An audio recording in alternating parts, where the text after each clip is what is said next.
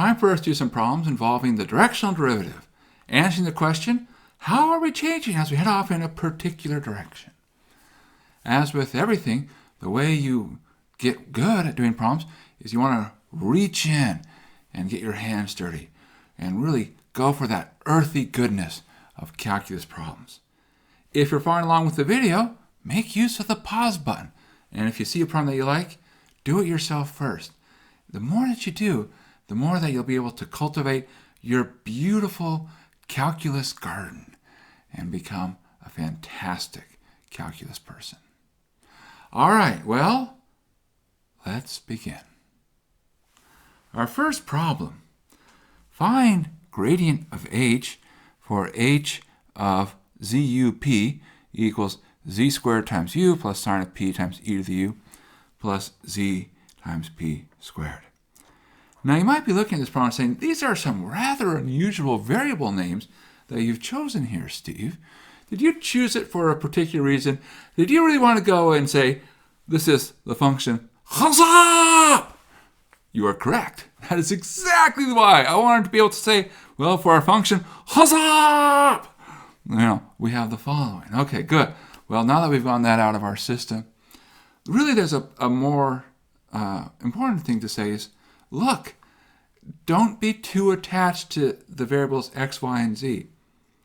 You shouldn't be so attached to them that if you ever see a problem with different variables, you're like, I got to relearn everything from the beginning because these are different names. Because the names are not important.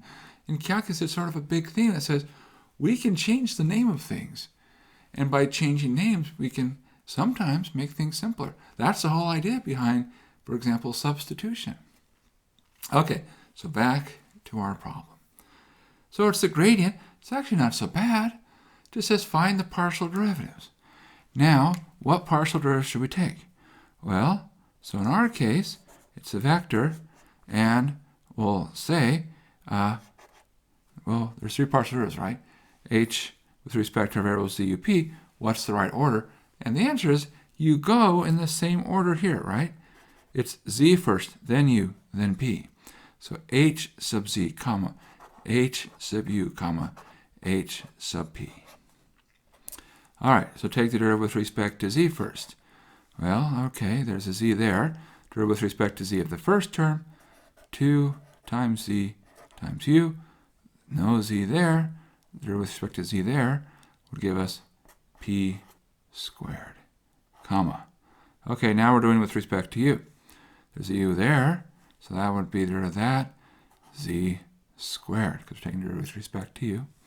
Derivative of sine of p times e to the u, well, the derivative of e to the u with respect to u is e to the u.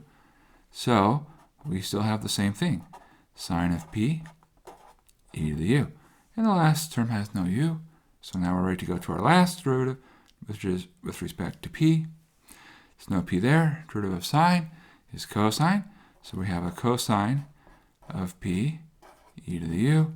Derivative of zp squared with respect to p is 2zp. And there we go. Because that's it. We just needed to find the gradient. See, these aren't so bad. These can be great fun. Well, good. It's a nice warm-up. We'll do some more problems. And we'll certainly start to do things where we get to use the gradient. And so let's do some more problems. Our next problem. Find the directional derivative of the function f of xy, which is x squared plus 3x minus 5y squared plus 7y plus 11, pointing in the direction 3, negative 4 at the point 1, 1. So this is good. We have some really important information. We know it's a directional derivative problem. You might say, how do we know it's a directional derivative problem? Well, our clue was it had the phrase directional derivative. That really gave it away. And so we say, okay, for directional derivative, we have a very particular tool. Namely, we need the following. It's the gradient of the function at our point p dot our direction vector. So we need to figure out, what's our point, what's our vector, what's our gradient at our point. take our dot product, and life is good. Well, let's start with our point, just so we make sure. Well, the good news is they're very explicit. They only list one thing as a point, and it says at the point 1, 1. So that's easy enough. That's our point P. Good. How about U? Well, they also only list one vector. So that really narrows it down. They explicitly say a direction as a vector. Sometimes they're a little bit more coarse, like, I wonder what direction it is. And they'll be like, from this point to that point, and we got to find a vector. Now, here's the vector. Is this U? No. What's wrong with it? Well, it's not a unit vector. When we think about direction, we want to take the magnitude out of the equation. The way we take it out of the equation is make magnitude 1. So that's easy enough to fix. We divide by the magnitude, and then we'll have a unit vector. Well, this is something we can do in our head. 3 squared plus negative 4 squared, 9 and 16 makes 25. And then you take the square root of that, means that the magnitude is 1/5. So 3, negative 4. And this part is our U. Okay, great. Last thing is, of course, the gradient. So let's do our gradient. We have the following. The gradient of f is, remember, we're going to take this with respect to x and with respect to y. So with respect to x, 2x plus 3, and that's it. Comma with respect to y, minus 10y, and plus 7. And that's also it. Okay, so the gradient of f at the point 1, 1. So we plug in 1, 1. We get 2 plus 3, which is 5. Negative 10 plus 7, which is negative 3. And so we put it all together. We say, look, our answer, we take our gradient at our point, 5, negative 3, dot that with our vector u, 1/5, 3, negative 4. Well, okay, so you can pull out the 1/5 in front. So you have 1/5. Then we're going to have 5 times 3, which is 15. Negative 3 times negative 4, which is 12. And if you add 15 and 12 together, you get 27. Divide by 5, and that's it. We're done. See, that's not so bad. That's not bad at all. We should do more of these problems. That's a good idea. Let's do some more problems. All right, well, our next problem. Find the directional derivative for the function g of x, y, z equals x squared y minus 2x cubed plus x, y, z minus 6x minus 7 from the point minus 1, 1, 1 in the direction of the vector 6, 3 minus 6. So again, we see it's a directional derivative, so as it says it is. Even if it's not directional derivative, there's things we look for. If, for example, it says direction shows up, and you see words like derivative or rate of change, things that mean derivative, then we just sort of put things together and say, oh, a derivative in a direction means a directional derivative. So as before, we actually are in great shape. It really is very similar to the last problem because we have a point, because it says from the point. So you might sometimes see at the point, from the point. And so this is our point P. And we even have a vector. Now this, of course, same issue. It's a vector, which is great. So it has a direction.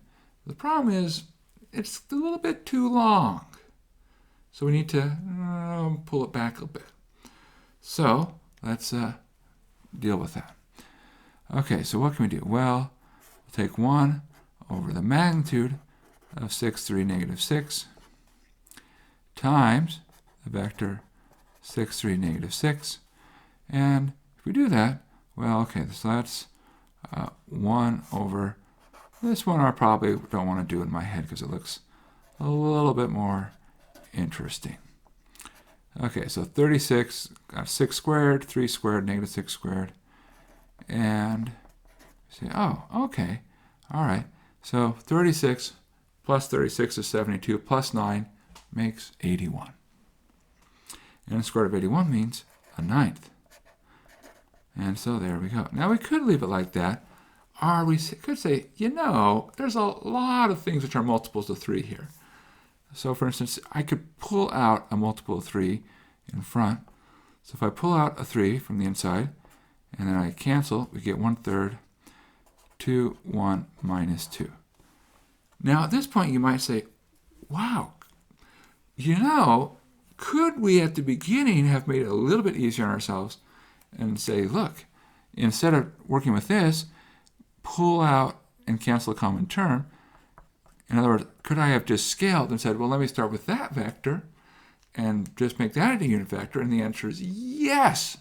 So you can scale by any positive amount and still have a vector pointing in the same direction. So it's not a bad idea to say, oh, wait a second, I see that there's some common factors. Let me get rid of the commonness, and then I'll do the work. So, all right, good. So we now have our vector u. So this is our vector u. All right, well, next up, let's talk about our gradient. So, looks like it's going to be a little bit longer here, so give ourselves enough room. It's 3-variable function, so we're going to have 3 slots. With respect to x, 2xy, minus 6x squared, plus yz, minus 6, ooh, lots of terms here, comma. We're going to take derivative with respect to y.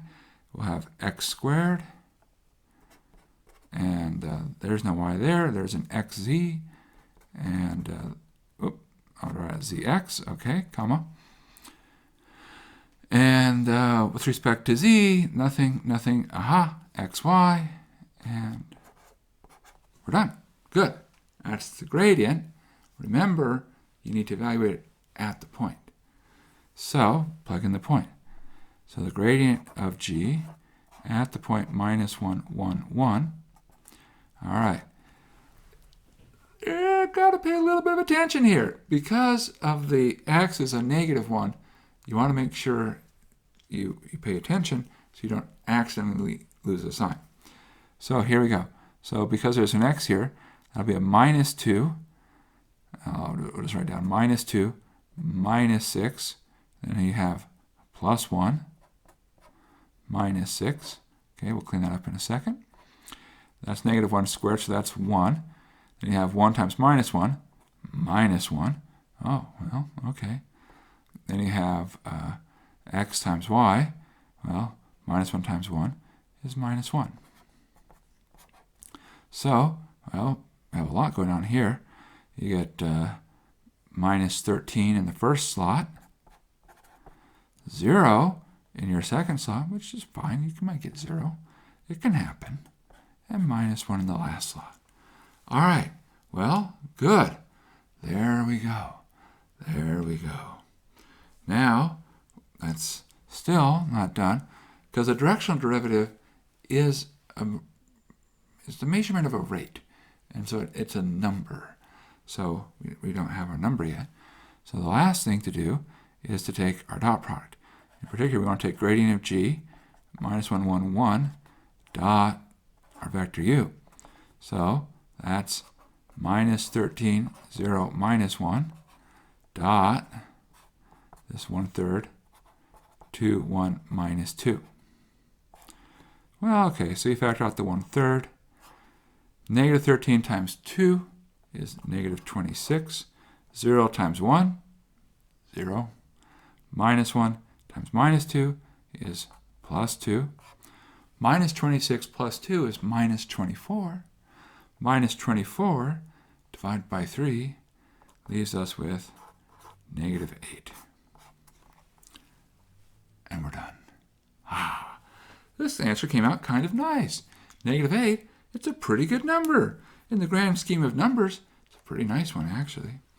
All right, good. Well, let's keep going. There's more problems to do. Yeah, there's always more problems.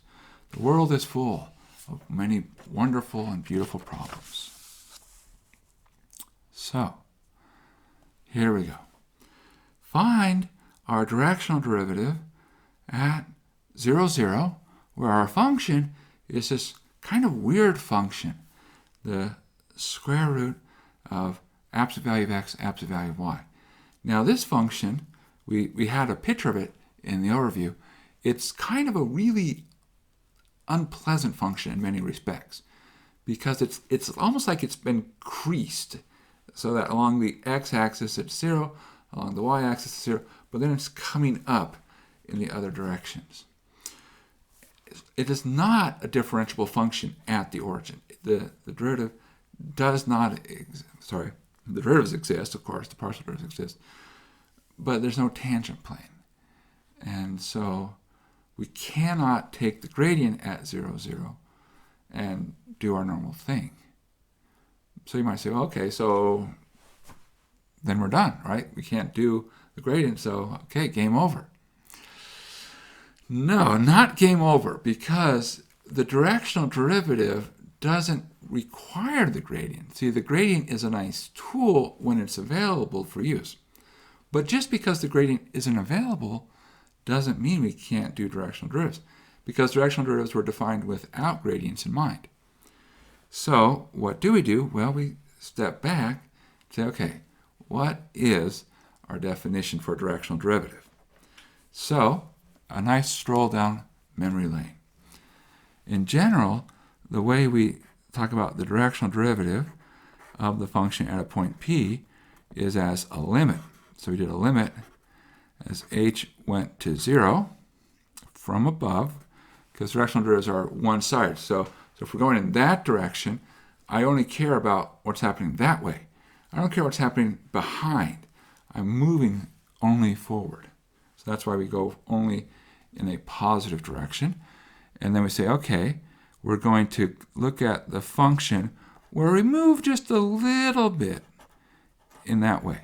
So from our point, add a little perturbation. So u is the direction we're perturbing, h is how far we move in that way. Subtract what happens at that point, and then divide it by h. Okay, that's the definition. Okay, well, for us, we know our u, and it is a unit vector. Because note, if you take cosine squared plus sine squared, you get 1. And so cosine theta, sine theta, it's sort of the classic, how do you represent direction when we're talking two variables? So we say, wonderful, this is going to be a lot of fun from here. What do we get? Well, we're going to have, plugging things in, this is our limit as h goes to 0 from above. So our point is 0, 0, so we're going to add h times a little bit.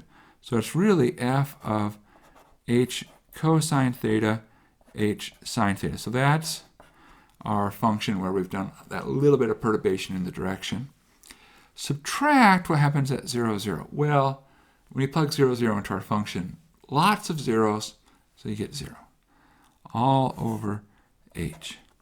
Okay, so that's our limit as h goes to 0 from above. And so we have a 1 over h from here, square root of h cosine theta in absolute value, h sine theta in absolute value. Because cosine or sine could be negative, so you have to include the absolute values. And now comes the fun part. See, we know h is a positive thing because of that little plus, because we're going to 0 from above. So h is positive. You'll see there's an h squared inside the square root. So if you pull that h squared out of the square root, it becomes simply h. No need for absolute value, no trickery, just regular h. With that 1 over h in front, you get some wonderful cancellation. And so it becomes limit as h goes to 0 of the square root of the absolute value of cosine theta, sine theta. And notice there's no more h, so it's super easy to take the limit.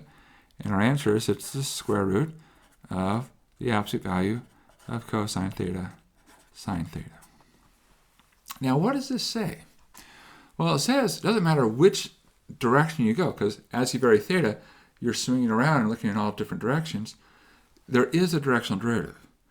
And in some directions, we might not be going up at all, so for example, along the axes. In other directions, we might be going up a little bit, but we're always going up. We're never going down. This is actually a sign that we cannot be flat. You see, if we were flat, if we were ever going up in one direction, then in the reverse direction, we'd have to be going down. Because the flat thing, if whatever you do this way, you're going to have the opposite going backwards. So definitely not flat.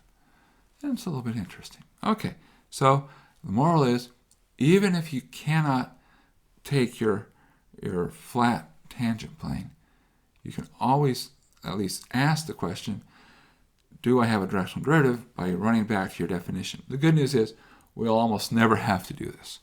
Whew. Good, good. Well, I think we have time for one more. One last problem to finish this up. So our last problem. Let our function be x e to the minus xy, and find all the directions u so that the directional derivative at the point 2, 0 is 1. Now this is kind of fun because it's turning the tables. You see, instead of saying, hey, we want our directional derivative in a certain direction, say, no, we're going to give you the value of the directional derivative. You need to tell us what direction do we need to go. Okay, well, let's dig into it. Well, what do we have? Well, we can really think of it in this way. So we're looking for our vectors where the gradient of f at the point 2, 0 dot u is 1. All right, because we can translate our directional derivative into gradient. And we know we can do this, by the way, because these are nice functions. Nice here means we can take derivatives. So let's find the gradient of f, and then we're going to come back to this equation. So our gradient f, well, all right, we're going to take the derivative with respect to x. I need the product rule. That'll be e to the minus x times y, and then plus, because the derivative of the first is 1 times the second, plus x e to the minus xy times minus y. All right, comma, and then we're going to have minus y, by the way, coming from the chain rule. Derivative of minus xy with respect to x is minus y. Now when we take derivative with respect to y, that's not a product rule. X is acting as a constant. There's only a single y. So we're going to have x e to the minus xy times minus x. Good. There we go. Now, let's plug in 2, 0. So, our gradient of f at the point 2, 0 will be, well, the nice thing is that y there knocks that term out completely. And then we're going to have the y upstairs, means e to the zeros, which means 1. So we're going to have 1, comma, 2, and negative 2, and 1, negative 4. Okay, so this becomes, this is the following. We need 1, comma, negative 4, dot u equals 1. All right, so now we can say, look, there's no more calculus involved. This is all a geometry problem now. Okay, so we're going to put on our geometry hats. What's our geometry hat? Well, we're going to think of our vector. It's a vector with 2 entries, so we're going to call it A, B. So we have 1, negative 4, dot AB equals 1, or A minus 4B equals 1. Okay, now at this point, you're saying, ooh, Steve, you're in trouble because you only have one equation. but there are two things you don't know. That's a bad mix. That's a really bad mix. And you are correct. I have written down only one equation, but I think there's a second equation. Okay, so let's think about our problem. Let's think about our setup and ask the question, what haven't we used? What's something about our problem setup that hasn't been used? Remember what U is. U isn't just anything. U is the direction vector. Aha! So this vector U is a unit vector. Okay, so right now, if we don't put any restrictions on A and B, it could be any length. So how do I know if I have a unit vector? Well, I also need to have that the magnitude of U is equal to 1, which means if I take the magnitude here, that would be A squared plus B squared equals 1. So there we go. Now we have two equations and two unknowns. But it gets a little interesting here because look at our equations. They're not linear, which means they're square terms. So we can't just be like, oh, linear combinations and cancellation. Aha, life is good. But we still have ways to solve these problems. And one of our ways is substitution. So we could, for instance, say, okay, this is telling us that A is 4 times B plus 1, because I can move it across. Now that A is 4 times B plus 1, let's put that in. So we're going to get 4 times B plus 1 quantity squared plus B quantity squared equals 1. Okay, expand. That'll be 16B squared plus 8B plus 1 plus B squared equals 1. All right. I think we've lived a wonderful life because I see something fantastic just happened here. The ones, pew, pew, canceled. Okay, so what does that tell us? Well, it tells us the following. Look, we can group. And so this becomes 17b squared, because we have the 16b squared plus b squared, plus 8b equals 0. Well, let's factor out a b. Okay, so if we did that, we get b times 17b plus 8 equals 0. And we say, aha, that leads us to two possibilities. So one possibility is b equals 0. Okay, that's fine. That'll lead us to something. So if b equals 0, we come down here, we say, look, a would be 4b plus 1. That tells us that a equals 1. And so we get the vector, our vector 1, 0, right? So 1, 0. But there's another possibility. The 17b plus 8 could be 0. So what would that be? Well, it would be b would be negative 8 over 17. Okay, this one we maybe can't quite do as quickly in our heads. What would a then become? Well, okay, so we need to have 4 times negative 8 over 17. So that would be, what, negative 32 over 17? Yep, I think so. Yeah, that sounds right. That's 4b plus 1. But we'll put that as 17, 17th. And if we combine that together, well, negative 32 plus 17 gets us to what? Well, it gets us to negative 15. Okay, so negative 8 over 17, comma, negative 15.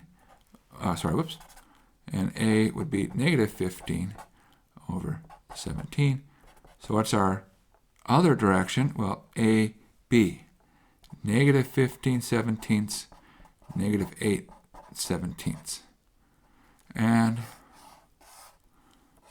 there we go. There we go. Now, you probably maybe could have guessed 1, 0. I think it's possible if you stare and say, oh, I think 1, 0 works. But I don't think you would look at this and say, ooh, negative 15 17ths, negative 8 17ths.